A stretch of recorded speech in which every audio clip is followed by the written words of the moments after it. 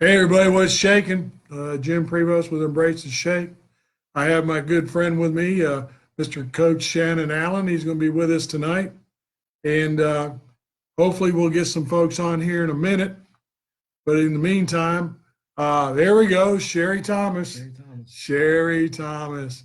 They're coming. There they are. Nick Marlowe, Sergeant Nick Marlowe. Libby Barrell, former student. Marcus Quick, one of my guys from Okay. Gaffney, South Carolina. All right, Terry Rogers and I were in the guard together. Daryl Crawford is in my Parkinson's boxing Good. class. Okay. He is legit. Yeah. Okay. Legit. Hard charger.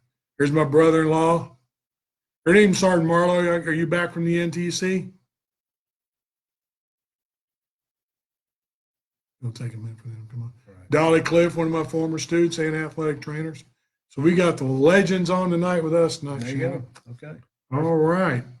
Well, Shannon is and I have known each other for a little over 20 years. And Ann Elstrom, her husband had Parkinson's, Okay. Vietnam vet, well-decorated war hero. Good for him. Good. Yeah. God bless And just a top-notch guy. But Shannon and I've known each other for over 20 years. He's known my son since he's just a little guy. And, just we've had a wonderful friendship. I admire each other. And I just think the world of Shannon. And he is going to talk tonight about nothing about Parkinson's. Because guess what? You don't have it. So we're glad about that. And Shannon has got a story for you to just sit in awe tonight. But we're going to get those dopamine juices flowing. Okay. Tracy Prevost, that's my sister, Okay. and her husband, Robbie. Hey, Shannon, what's your favorite candy bar, man? Favorite candy bar would be peanut butter Snickers. Why? I like the combination of chocolate and peanut butter. That's it.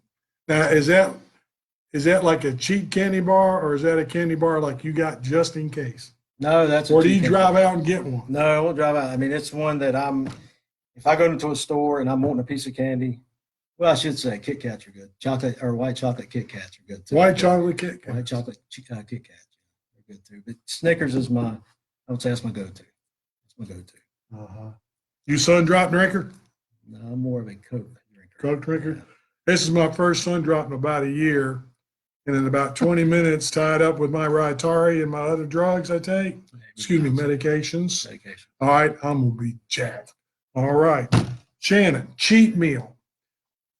You've been good to yourself. You watch what you eat. You exercise. You're an active coach. You're a minister. And you say, just the heck with it. I'm just going to go out big. What you about? What's your cheat meal? A cheat meal. Oh, man. I would say a New York strip with a loaded baked potato, not loaded, butter baked potato, and then a big old piece of chocolate cake. Now, is that at the house, or are you going out somewhere to get No, it? I'll go out somewhere to get it. Yeah. Where do you like to go? I like Longhorns. I like Outback, but I'm very simple. I don't like the big. What's Chris? What's the name of that Chris restaurant? Ruth Chris. Chris. Yeah, and I can't. That's beyond my league. So I stay local and within my range. In a fixed income, In a right? fixed income. There you Yeah, go. yeah. Yeah, everybody's on a fixed income. Never spend outside your budget. That's tool of the devil. Certainly is. We are here. Where are we tonight, Shannon? There's Tamara Fuller. There's Tamara. Son, or Danye, running back at Shell. Danye. Yeah. Good kid. Good family. Did you see what he was displaying the other day? He had his picture and he had his arms out and asked him if he had Oh, God. permits Yeah, for those yeah. guns. Yeah, he's been in the weight room. He's been in the weight Yeah, room. he's a tough kid. He's a tough running back. He won a lot of games last year. That hard case of shoulders. Oh, absolutely. Straightforward north-south runner. Jim Taylor would like to have him in the wishbone. Yeah, I remember watching him South Point game, and that's the first time I was on the field and I watched him run. There was a play right in front of me, and he pretty much it was a safety. A safety came up, tried to tackle him, and he stood him up. I mean, it was like, wow. The safety was bigger. Danye got lower and he's a good kid. Tamara has done, I had Dalen Dalen played ball with my son, and, Darius, and he was at Carson Newman, and he's at Charlotte now. he's good. Yeah, he's in Good. Charlotte. Yeah, he'll do a great job. Tamara was the backbone of the Booster Club. She still is. Yeah. Still Now, is. Shelby doesn't have a Booster Club, Yeah. but they've got the Golden Lion parents that just do everything. And Tamara was always there, and she's still there. She's still there. Still there. I think it was And last year. this is the last one. I guess they're going to shut it down after Probably, Danielle leaves, right? probably so. Yeah, Bob Sherman, of course, Bob Yep. and Jim, Mhm. the ultimate statisticians, right? Oh, yeah. Staples. Yeah, I tell you what, because of their books, a lot of guys have gone to college. Yeah. Because of the stats that they keep, Again, to get back to Shannon, one last question. Do you eat cornflakes? Yeah. What kind of cornflakes? Oh, well. Let's Are see. you a Wheaties guy? No. Tony the Tiger? Tony the Tiger, yeah. Tony the Tony the Tiger. Tiger, Yeah. Okay. Tony the Tiger. That's me. I'm not a big Wheaties. I've never been a Wheaties guy. It's always been the Not enough sugar. no. Then you still had a little bit. You got You got a little bit.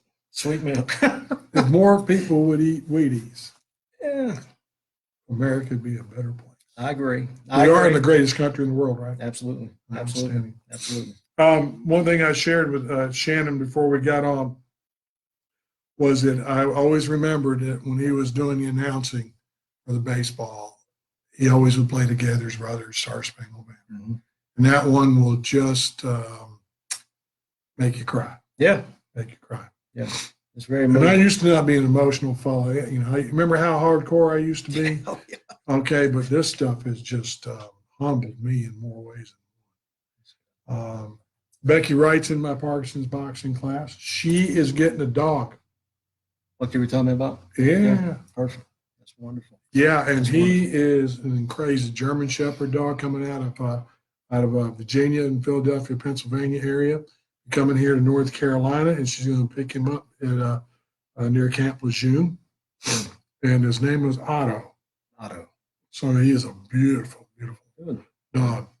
All right, so Shannon, it's your show. Okay. Have at it. I may interrupt you and say something or see somebody. We'll like Cray Craft, Army buddy. Okay.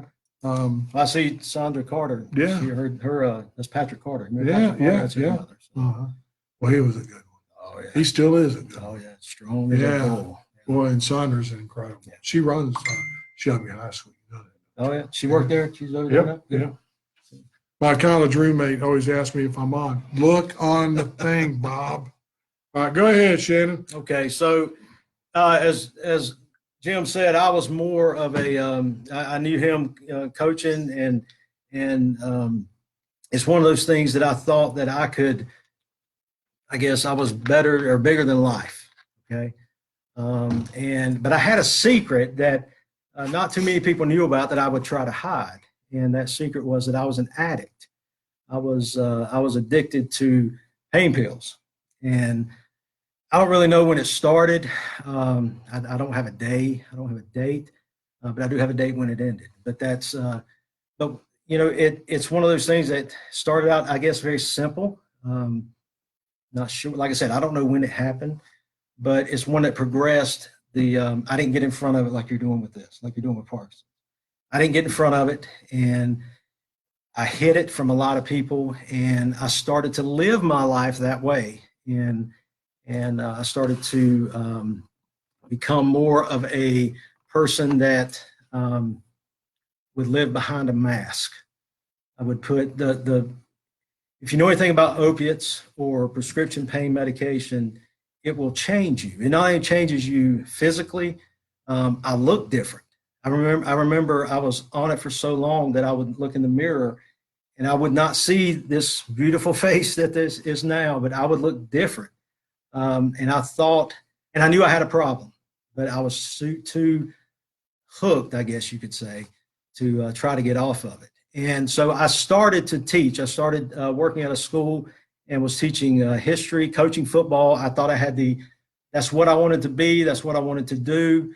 And it took me, oh, wow. I started in middle school, and it took me about 7 years to get to the high school job.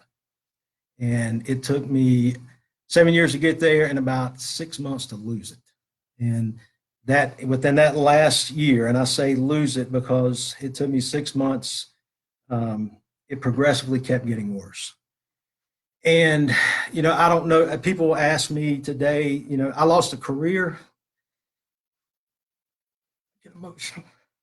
Okay, bro. I lost a career. I um, lost friends. I was this tough guy. I wasn't supposed to lose anything, and I had a family at home that I was hurting, that I had basically destroyed. And by the grace of God, they're still with me. And but to get off of it, I had to make a change, and it was something that I had to do. I had to get in front of it. I had to accept the fact that I was an addict. I had to accept the fact that I did have a problem. And so I was kicked out of my house. That's part of it. Like I said, I lost everything. And I had to move in with my 94-year-old grandmother. That's something, I was in my late 30s, early 40s. This is not something that happened straight out of college. Okay. And I had to move in with my 94-year-old grandmother. And being 94 years old, she was a godly woman, but she was a very stern woman, but she was a loving woman. But she had her ways. Okay. You think of a grandparent, you think of an older person today, they're going to get up when the chickens get up. They get up at 5:30 in the morning, and that's what she did. Right. Well, being an addict, I didn't want to get up in the morning. Right. So when you moved in with your grandmother, you were still actively using. I was still active. Yes. Right. And it was a lifestyle change that I would try to hide from her. She never did question anything. I think she knew something was wrong, but she never did actually ask me. She never did say, "What is it?" She just was a loving person, somebody that I needed in my life at that time. And I say this jokingly. Unconditional love, absolutely. And I say this jokingly now that it's 5:30 in the morning, and she's lived by herself for 40 years, and she's in her kitchen making coffee and toast, and it sounds like she's building a house. She's framing a house in there. It was, as an addict, I hated that. And I didn't want to say nothing to her, but I hated it. And so anyway, I would call home and talk to my family. I had a son at the time. I still have him, but he was 7 years old at the time, or 6 years old, whatever it was. And he would always, he would always say, "Daddy's still sick." And, that was hard to hear. But I was still so consumed with the opiate addiction. I was still consumed with it. And it would break my heart to hear that, but I would just go get a pill after we hung up the phone to try to hide it, to try to try to dim or what's the word I'm looking for? Numb the pain. Numb the pain. And so, but he would say a prayer. He would say a prayer every night that when we were on the phone, and at the end of the prayer, he was saying, "Dear God, help my daddy get better." And I finally started to hear that. And so from the mouth of a babe. Yeah. And he didn't know God or Jesus as his savior. He didn't know anything about that. He just knew that God was the guy that fixed something, and he's the one that can fix anything. So you think God was working through him? Yeah, absolutely. Absolutely. I do. I think God used him, and that's a big part of it. He used him to touch a place in my heart that nobody else could touch.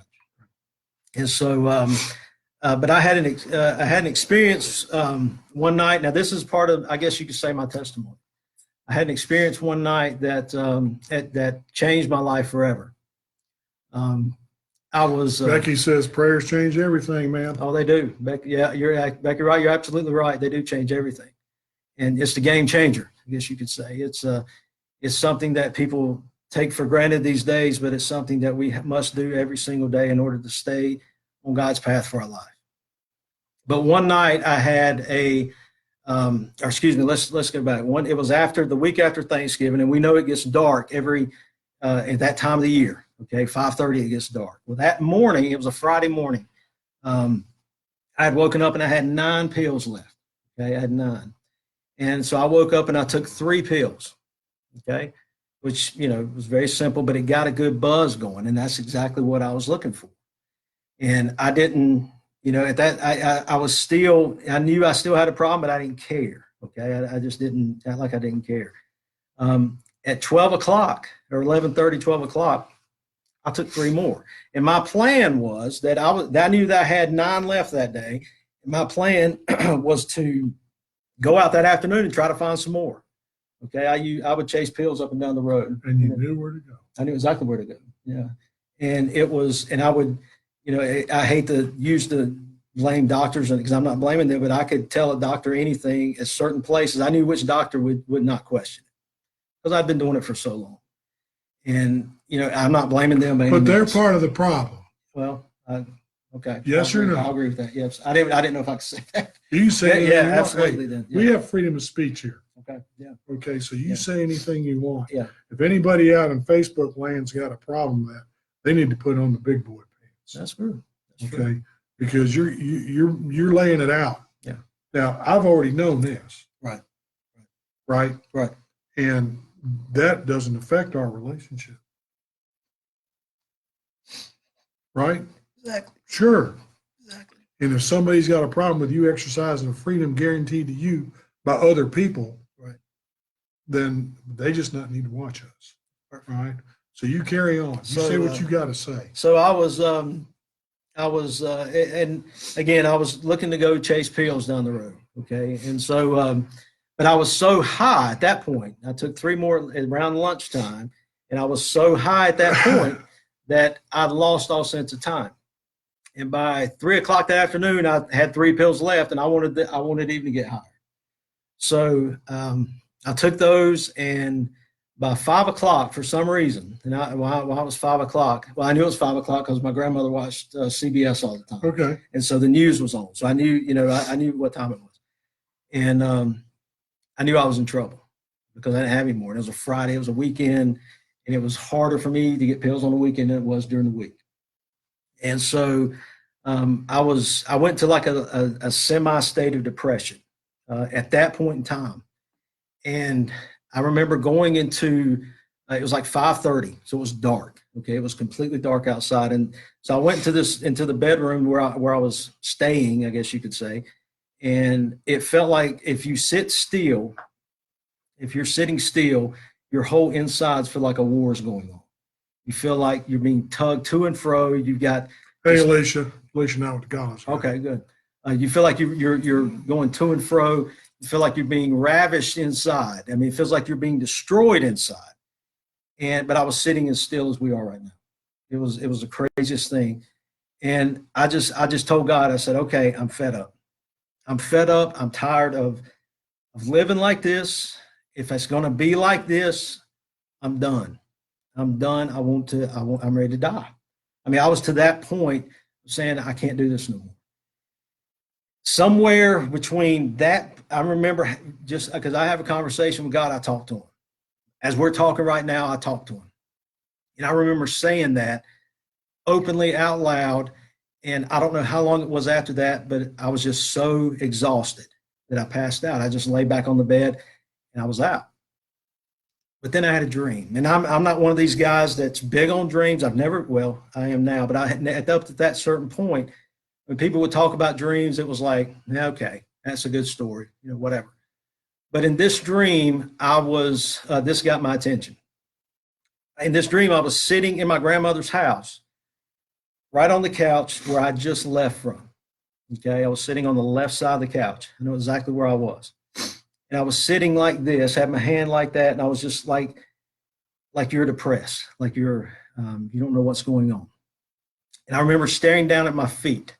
I was looking straight down at the floor, just sitting on the couch. And the news was on in the background. Or excuse me, no, Price is Right was on. Price is Right. It was Channel 3, CBS. It was on in the background, but I didn't care. I was just so upset that I did not have anything, any medication, any pills. And then all of a sudden there was and it's as real to me right now as it was then. There was a break in the news, and it says, we have a situation going on in a school and we're going to one of our local counties, Cleveland County. And I know we just had the shootings last weekend, which was horrible. But this was in my dream. And they said the shooting was at a school at Springmore Elementary. Well, Springmore is where my son goes.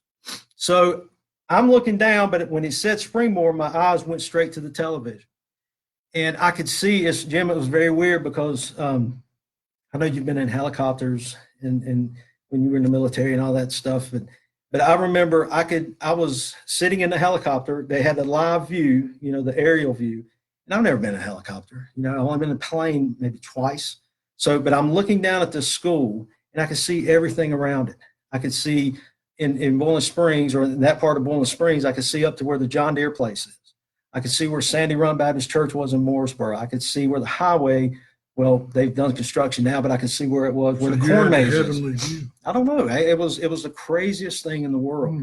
But I could see everything. I could see in the woods, like there was like, I don't want to say an old barn or some building that you can't see from the road. I could see that stuff. And I vividly remember that. I don't know why, but I vividly remember that. And I could also see the police officers. There was cop cars everywhere, ambulances, fire trucks, all up and down that main street part of Boiling Springs. The whole parking lot was full of EMS workers, paramedics, you name it, they were there. I could see the military, I guess the SWAT team. They're in the military facilities. I guess they had the M16s. They're walking around the school, and I could see them peeping in the window. They would come back, and you'd see something fly out the window.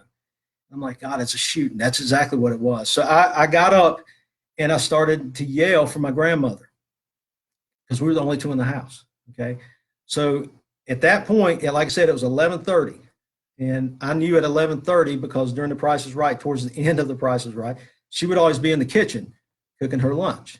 So I walk in there and I see she always read her Sunday school, material daily. I mean, she could have probably rewritten the Bible. I mean, it was by memory. It was crazy.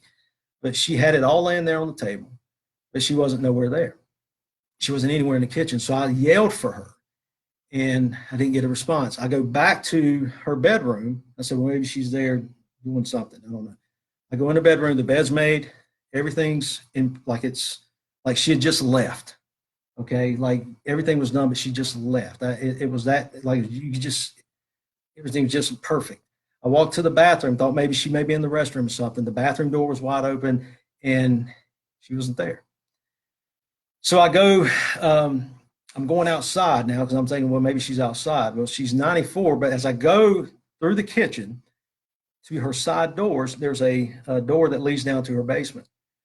And I said, surely she's not in her basement because, again, she's 94 years old. And it's hard for her to walk up and down the steps. But she had a latch always on the door. The latch was on. I mean, it was on there. So I knew she wasn't there. And I go outside and her car's gone.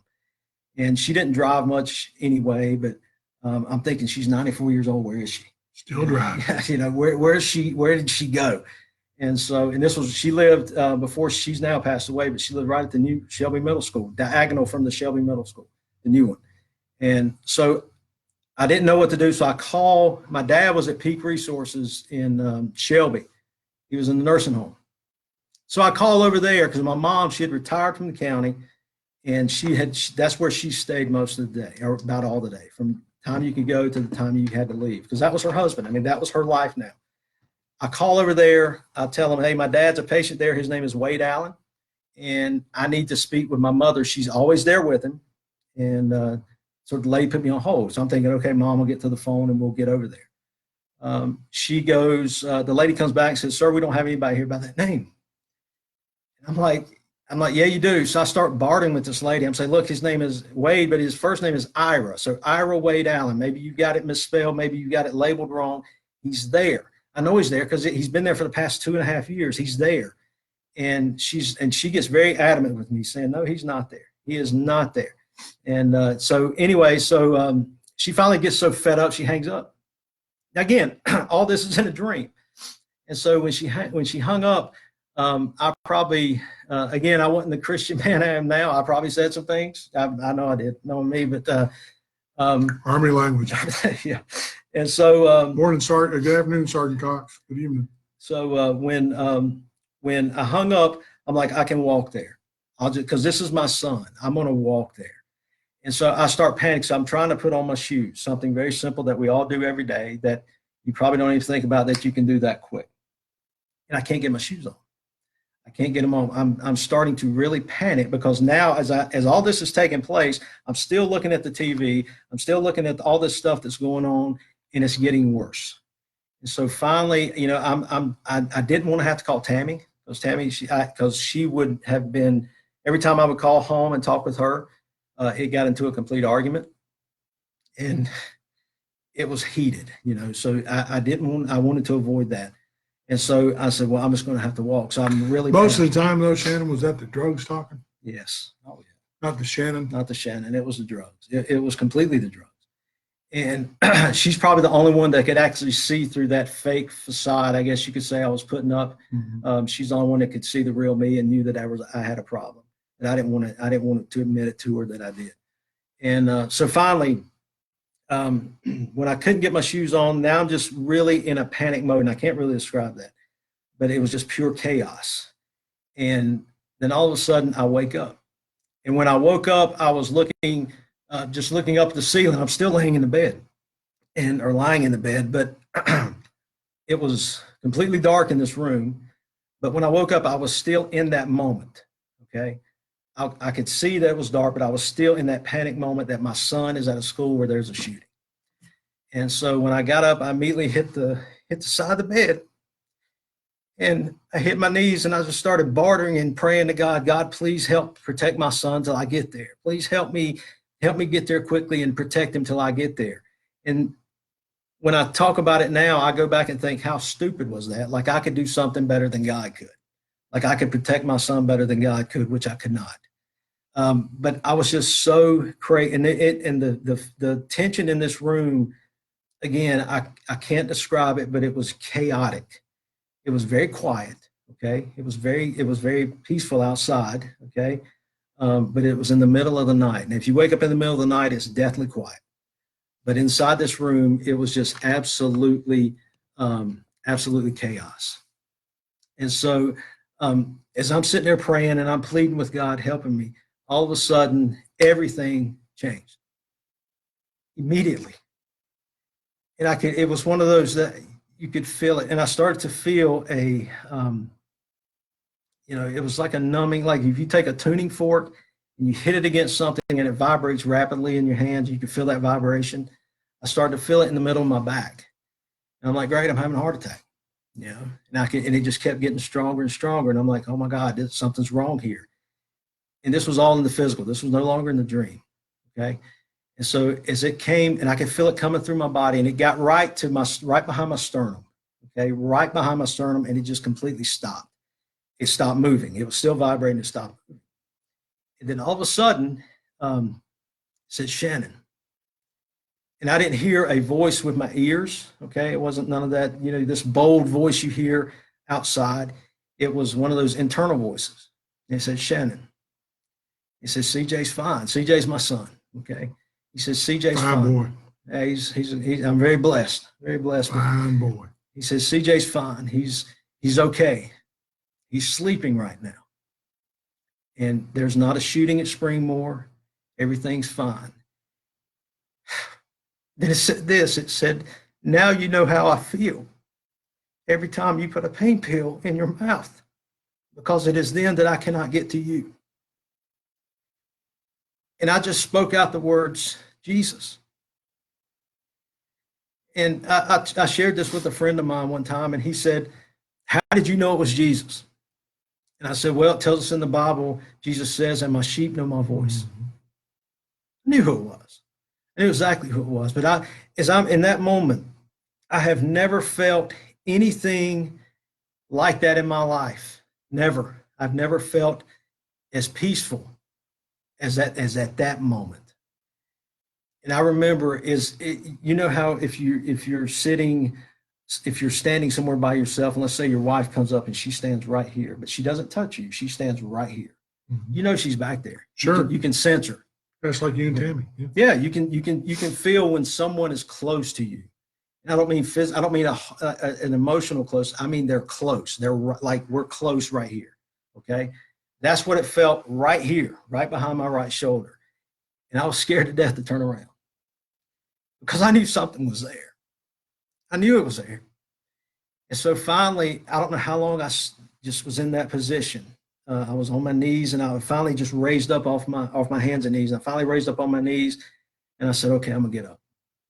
And when I got up, I was turned around, and it's one of those things you're like, "Oh God, don't scare me." I mean, it was one of those, and I don't mean to sound funny or anything like that, but I was expecting something to be there. But when I turned around, there was nothing. Okay. But the thing is, immediately when I turned around, if you if you're standing near somebody and they walk by you, okay, if you throw your hand in front of your face, you can feel some type of wind go by you. Okay, you can feel somebody move in front of you, especially if they're going quickly. You can feel the wind off their body. Okay, because they're moving air as they come toward you. And I felt that go by me, and it said, "Follow me." And so I'm like, okay, all right, where are we going? Now, my grandmother, I got something to show you. Okay. What's it say? It says, "Follow me." That's pretty cool. There you go. That's pretty cool. There you go. There you go. And so my grandmother lived in this house. I like it tattoo. Thanks, Sergeant Major. That's Sergeant Major Gunner. He's my Sergeant Major. Okay, there you go. And you got a lot of people in here. That's wonderful. Well, you got a pile of them too. Yeah, that's great. It's a great A lot of your friends. Yeah. And so when it went by me, said, "Follow me." So I like I said, my grandmother, she lived by herself. The house was like 40 years old. It was a brick home. It was a very nice home, but it was dark. Okay. She had those old shutters that would go over the windows. Okay. I guess there's shutters that would hang over that would keep the rain off the windows. Mm-hmm. So no light could get in. She had bushes outside of her windows so basically no light could get in there. And when it got dark, it got dark. Okay. So when I opened the door, I could see everything in this house, and no light was on. I mean, it was completely dark, but I could see stuff. I knew exactly where everything was. And I remember walking through her den, and as I'm looking straight ahead, it's like you think you see something, it moves. I'm like, "Where'd you go?" You know.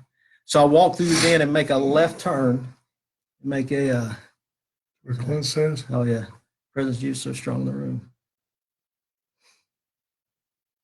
It's true.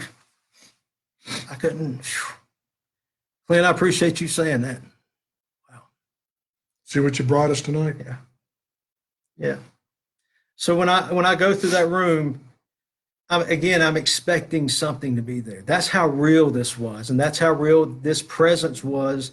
It's one of those, you knew you were not alone in this house.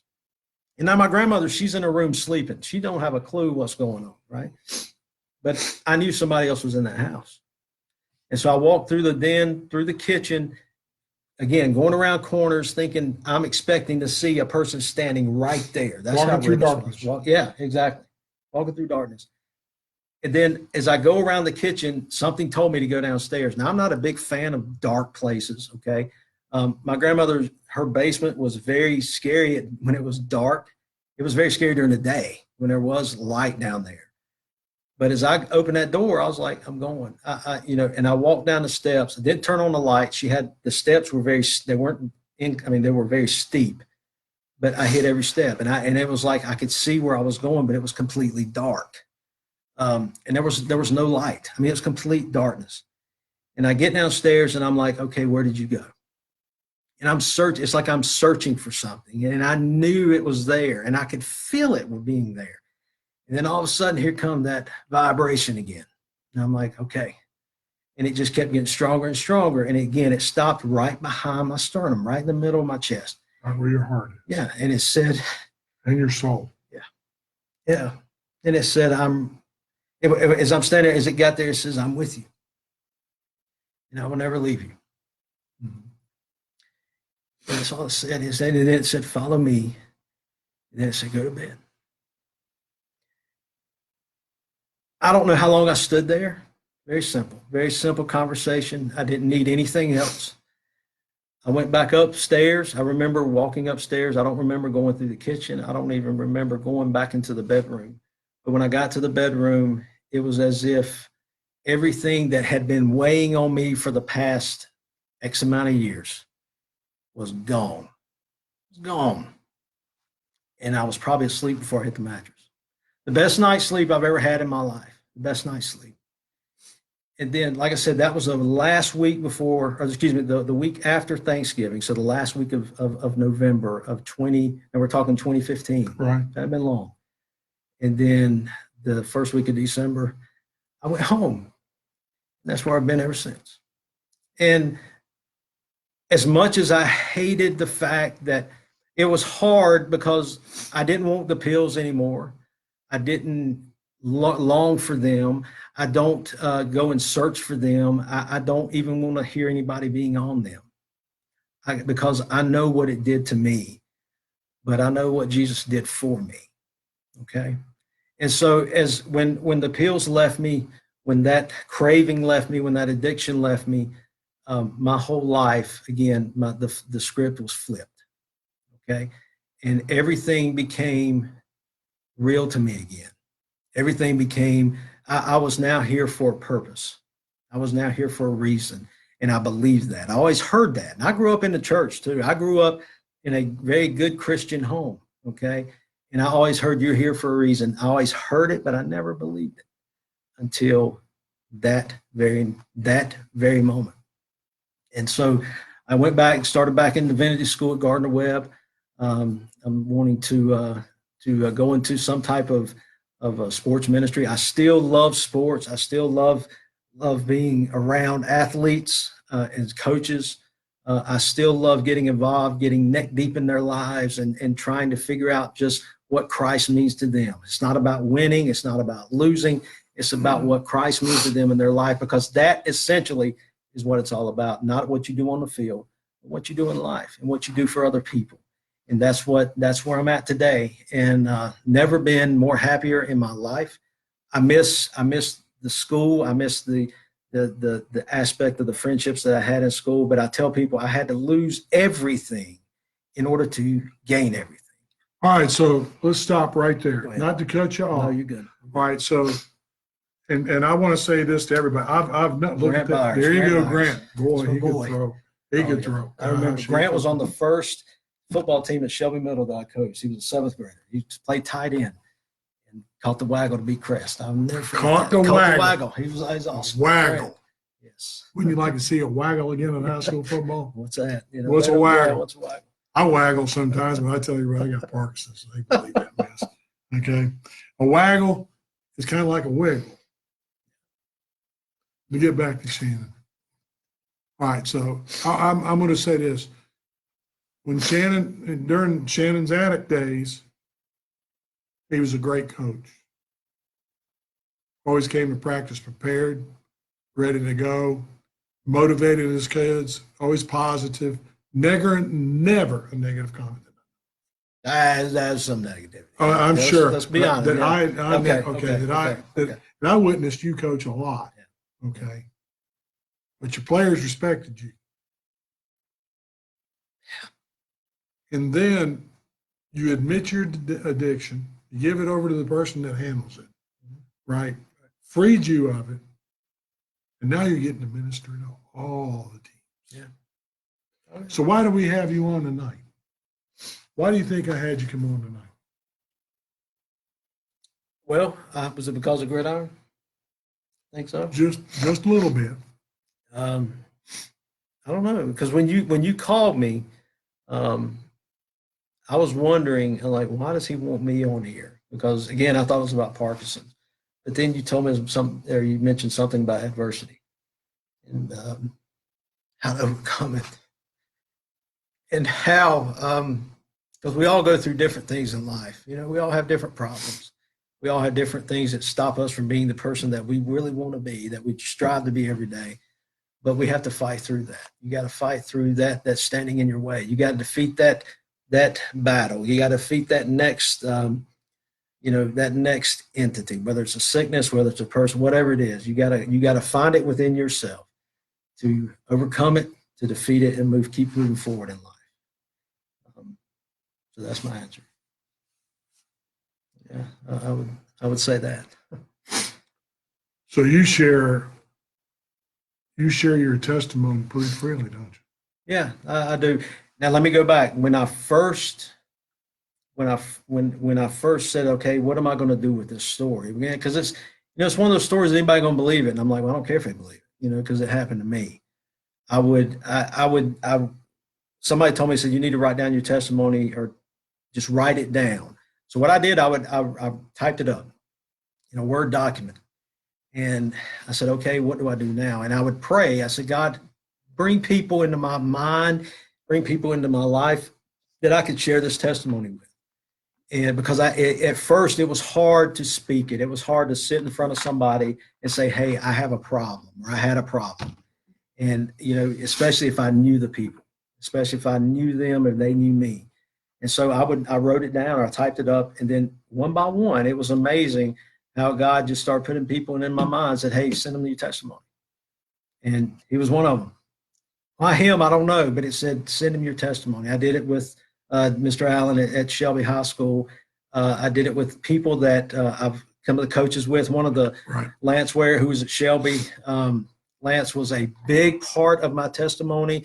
I didn't mention him a while ago, but he kind of knew something had went on about that, but he still was willing to say, hey, why don't you come still be a part of what we're doing down here at Shelby? And so I'd sit in the press box and just hit play on the music, just something that he was showing that love that we had as a friendship, because I've known Lance since kindergarten. It was still, and I'll never forget that. I'll never forget that. And there was other people too. One of my friends who's a pastor, Jeremy Peeler. Jeremy coached baseball at West Lincoln High School. He taught at Burns High School. He didn't coach baseball or anything, and then he went to full-time ministry. But he knew about my addiction. He knew it, and I remember sitting in front of my grandmother's, when I was at my grandmother's house. He came down there and basically told me what piece of crap I was. And he did it in a way that just made me angry. I'm like, why are you saying this to me? But it was something that I needed to hear.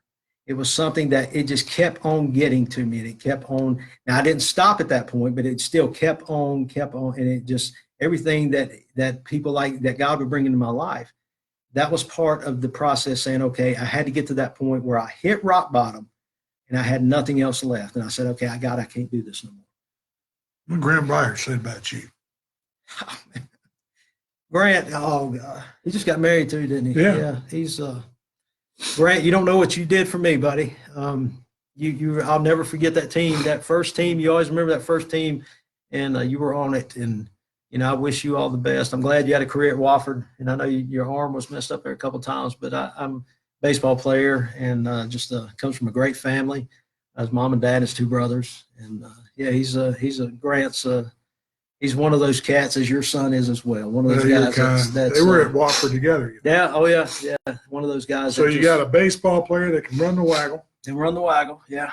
Yeah. That's what made him. Oh yeah. Oh yeah. He was nothing until he ran the waggle. All right, Shannon. Yeah. Here's a question for you that you've heard me talk about. But how did your drug addiction make you better? Oh, wow. It made me realize that I was not Superman. Yeah. Oh, wow. Love you too, Jim. Never knew. Found out tonight. What's he saying? Yeah. I appreciate that. Oh, man. Jim, I love you, buddy. You and Bob, I really do. I really appreciate the friendship. But I still think they were Siamese twins. We'll leave that discussion for now. Yeah, that'll be later now. We'll have the Siamese Sherman twins on. Yeah, there you go. All right, Shannon, you can do that show while I'm on vacation. Yeah, okay. Yeah, we'll have fun. So tell us, how did your drug addiction? I think, again, I always thought I was invincible. I always thought that I could hide my problems, but my drug addiction taught me that whenever I have a problem, whenever I have adversity, that I have to face it. I have to, I can't just, and again, mine was more spiritual. Okay. But, I believe when something like that's in your life, you have to put forth some effort. God's just not going to say, okay, I'm gonna heal this guy today, this guy tomorrow, hurt him. It's not like that. You have to put some forth effort. You have to want to be there. There's a book by Dr. Gerald May called The Dark Night of the Soul. And that book tells you that you have to get to a place in your life where nothing else, there is nothing that you can do to help you get to where you need to be except God. Nothing. And you have, but in order to get to God, you have to get up and go to him. And to me, that's what my addiction taught me, that I have to not only face my fears, I have to face my, not my fears, face my problems, but I have to be willing to get in front of them. I have to be willing to try to, not try, because I do believe that I will succeed, but I have to be willing to keep moving forward and to get better. It's also taught me, don't be afraid to share what's on, what you've been through, because other people need to hear that. Other people need to know, you know, they, as far as it's like a human interaction, you have to have that camaraderie with each other. To me it does. But yeah, I'd say I would, let me just say this. I wouldn't take $1 million, one of those scenarios. I wouldn't take $1 million to do it again. But I would not take $1 million not to have done it, you know, because it brought me to a place that I had to be as a man. It brought me to a place that I had to realize that my life, it has value. And not only does my life have value, but by my life, others may hear that, and now their lives are changed, or their life, they see, well, hey, I have value too. You know, so that's, I guess that's my answer. You know, I get asked a lot, Shannon, we're going to start winding it down a little bit. How do I stay motivated with Parkinson's? How do my friends that have Parkinson's stay motivated? How can I not stay motivated having you in my life? I mean, you really think about that. You sent me your testimonial Word document. Yeah. I read it. You remember how it peeled the tears back? And we talked about it. But, you know, I know that if any time I falter, I just pick up the phone. Yeah. And it's really neat how we develop a network of how would you say, brotherhood, kinship, when we have some of the same things. Yeah. You know, you were Superman and drugs were your kryptonite. Yeah. And I was Superman and Parkinson's was mine. And your drugs took your career, and Parkinson's took mine. And I have friends that are on tonight that have Parkinson's, and their Parkinson's is affecting their career. And you know, one thing that and I'm going to use the word addiction, but without our medications, we fall apart because of the chemical loss. Okay. But at the same time, because we're so dependent, that's something that our physicians are now finally doing a better job of because of what you went through. They're watching our medications better. Now, with the addiction stuff in my family, alcoholism is like rampant, okay? If you look under alcoholism in the dictionary, we got a family portrait sitting up there, all right? That's why I don't take pain medication. I am deathly afraid of it. And I drink alcohol hardly at all. I mean, hardly at all, okay? And I really can't, one, because of Parkinson's, two, it's just not good for me, all right? But I am so afraid of that and so afraid of messing up with my meds that I live my life by that phone. When that thing beeps, I take my meds. And that's the only way that most of us Parkinson's folks function, is by being very timely, because we lose that sense of time a lot of times. Okay. And because of what you went through with your addiction and the transformation that you've made, because you were always a good person, always a good person, wouldn't bring harm to anybody. Okay. How can you not be a positive role model? So we'll close it out. And what I would like for you to do, Shannon, is tell them what your projects are now. You're at Gardner Webb, in the School of Ministry, and go from that point. FCA, what you're doing with the athletes, gridiron, and everything. All right. So as Doc said, I'm at Gardner Webb School of Divinity, and I'm working with the FCA. I've got about 30 hours left over at Gardner Webb, so it's not long. But with the FCA, I did a project, and this is how it came about. I took a leadership class last fall, and we had to do a project where we bring in, some type of ministry to our church, and how would you lead that? What would you do to set things in place? And so I remember asking my advisor, Dr. Sophia Steigel, and I asked her, I said, what do I do? Because I'm not a pastor in a church. I don't have any type of role in a church as far as a leadership role. And she said, well, what are you a leader of? I'm like, I don't know. But at that time, I was doing the devotions for Shelby High School's football team. This was last fall. And so, it was, I would meet with them at 7:30 on Friday mornings. They would eat breakfast. We'd have a devotion, pray with them, and then they would jet to class. And I really started to get into that. That really blessed my life, probably more so than theirs. Because I would, when you hear yourself talk about Jesus Christ, it kind of revitalizes you, and nourishment that you really need, that spiritual nourishment. So anyway, so I told her, I said, I'm doing that. She said, well, why don't you build on that? So I did. I put together a project where that's coming to surface tomorrow. And what it is through the FCA here in Cleveland County, we're going to be bringing in all 4 county high school football teams, varsity teams, here to Hope Community Church, and it's called Gridiron. And what that is, it's going to be, he's got a shirt here. I gave him a shirt a while ago, and there you go. Gridiron. So it's got the name here, then it's got all the 4 schools and the FCA logo in it as well. And your sponsors on the back. Yeah, a lot of the sponsors. Great group of people. This is from all over the county. This isn't just one school people sponsoring them. And so so what we're going to do, we're going to bring all these football players in and their coaches, and it's going to be we're going to bring them. It starts at 10:30. We're going to bring them in here to the church. We got hot dogs and hamburgers. We got chips. We got drinks, water, desserts. Tamara Fuller, we talked about her a while ago. She spearheaded the dessert list, and there's some great desserts back there. Who better but Tamara? Tamara, yeah. I mean, I don't know how she did it, but she stepped forth, and she can get people to come. And so the coaches' wives were making desserts, parents were making desserts, and it was just a great atmosphere today. I've been at it since about 8 o'clock this morning, Ernie Blanton and I getting this set up. And so, but tomorrow morning, the players are going to come here. They're going to practice in the morning. They're going to get on a bus after practice. They're coming here to the church.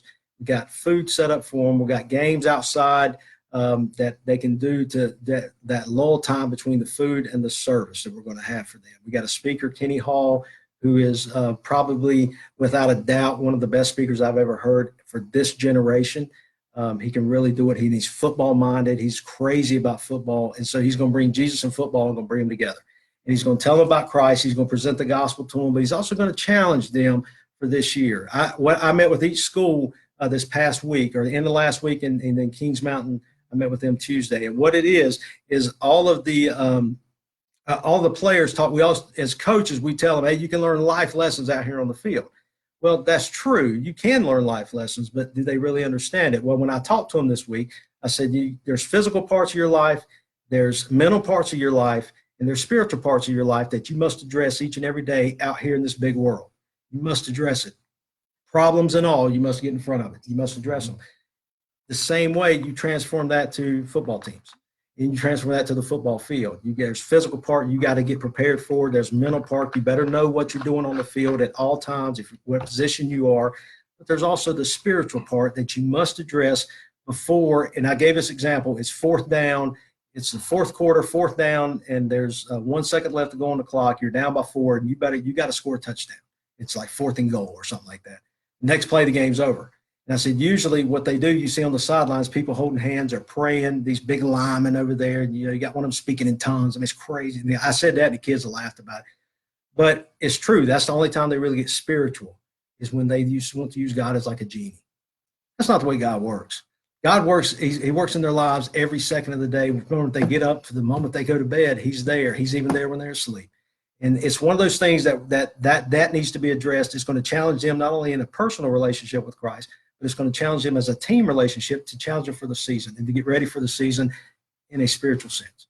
So that's what Gridiron is, and it's this is the first year we're doing it. Hopefully, it's going to continue to go on. We're going to try to definitely for next year, but we're also going to try to go into more sports with this: basketball players, soccer players, baseball players, track, anything, and that's men and women. So anything that these kids play in high school, the FCA, we need to get involved with their lives, especially if we are honest and sincere about what we're called to do. We need to be in these kids' lives as much, and the coaches, as much as we can, and to show them not only that positive influence, but to show them that, hey, Christ loves you. He died for you. I don't care how good you are on this field. You're not good unless Christ is in your life. And that to me, that's my saying. But that to me, that's what the Gridiron is about. So yeah, 10:30 tomorrow. It's going to be been planning for like 10 months. It's going to be a fantastic day, and I'm looking forward to it. And I really am. Shannon, thanks for sharing. Thank you. You're my hero, brother. I love you, buddy. Love you, man. Shannon Allen, Coach Shannon Allen, coach, teacher, drug addiction, Man of saved, God. Absolutely. saved.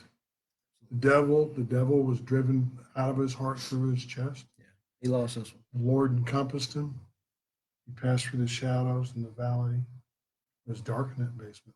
Mm-hmm. The symbolism of his testimony is phenomenal.